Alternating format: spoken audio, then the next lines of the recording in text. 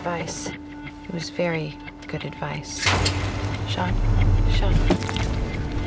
Look, I can see that you think you know me, but I don't know who you are. My name is Captain Coulter Stevens. You couldn't freaking me out. The movie's got so many layers.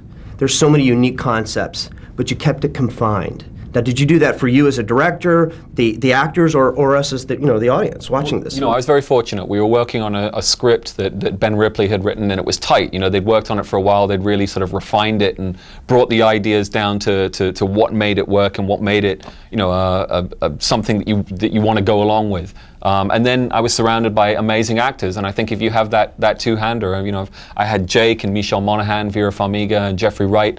You know, I'm already ahead of the game because I have people that the audience will invest their emotions in, and I have a story which is easy to tell.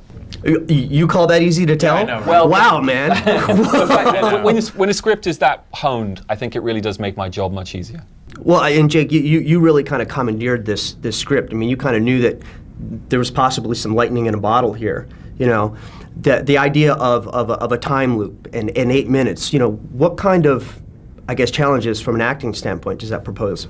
Well, I knew that the movie would only work based on who was the director of it, and we snuck the script to Duncan, and I didn't as a sort of top choice that we never thought we'd get, and he responded to it. And so as soon as he was on it, I knew it would be the movie that I always wanted to make, which was, like Moon, a very character-driven story, you know, and about somebody who was you were dealing with the emotions of a character going through something as opposed to just the scenarios, which I think it could be a tendency with a thriller or a situation where there's so many clues and so many things to pick up.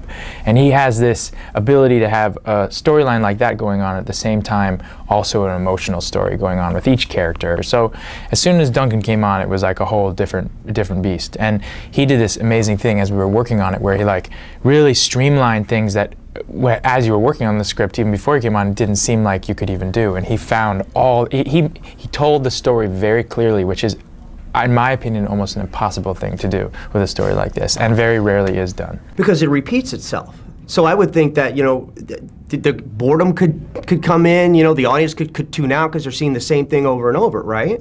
You know, we had some great rehearsal time beforehand, which really helped a huge amount, because both Jake and Michelle and myself were able to go over things and work out on the mechanical side what is it that we need to do. And then once we knew that, we were able to be much more fluid and improvisational when we actually came to shooting it.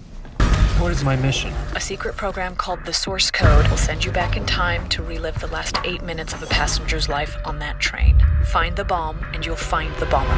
But that first day when we were establishing the first source code, when my character wakes up in that first scenario, was a terrifying day. Yeah. You know, and we shot it in chronological order because he wanted to shoot it to keep, I would think probably, to make a little sense and build upon things we discovered in each one of the source codes. So a lot of things, some of the things weren't even in the script that we would find during the day, and then we would literally have to make like notes and lists of the things that we had discovered and then redo them in the next one. Did you find that where you almost had to go back and watch the tape just to see, you know, what you did, you know, prior, to make sure that it matched up? Well, he had like schematics of the train. Duncan, underneath the monitor, had the path of each passenger. I mean, you really did, because of that repetition, you really did have to sort of have a good idea of what was going on around Jake. Jake was the one who was free. He could kind of do whatever he wanted, but everyone else had to stick to their routine until their routine was interrupted by Jake. But we were blessed. We had an amazing editor, a legend in the industry, Paul Hirsch, who was on site with us while we were shooting upstairs, going through the rushes every day. And he would always come down and give me a little friendly nod and, you know, say, yeah, that's working, or maybe you could pick something up here. I think you need to keep an eye on that. So, I mean, he's won Oscars. He did Empire Strikes Back, Ferris Bueller's Day Off. So he knows action and humor. We were in good hands. What would you do if you knew you had less than 8 minutes to live? I'd make those seconds count. This movie has, I would say, an interpretive ending. Do you guys dig that more, you know, or do you like an ending that's more definitive? Well, we tried different endings. I'm a sci-fi guy, so I was a stickler for, you know, if there were any obvious loose ends, I really wanted them addressed. And the ending that we came up with was something which I felt gave us the emotional ending we needed, and at the same time really wrapped something up which I thought was important to deal with. So for for the head scratchers out there who enjoy a little bit of something to chew on after the film's over, I think we've resolved an issue and give them something interesting to think about. Yeah, when you leave the movie, which actually a lot of people I was with last night, we went out to dinner, and inevitably the question of, all those questions that you're asking came up, and it was a discussion where everyone had a different point of view as to what that final idea that Duncan presents at the end is. And that I think is amazing, because where he succeeds is in creating a story that actually really works, which is an impossibility with a lot of movies.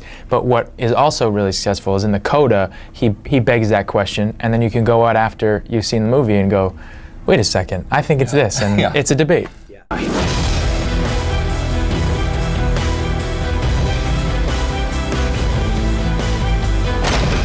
What's going on? He's in trouble. Tell me everything's gonna be okay. Everything's gonna be okay.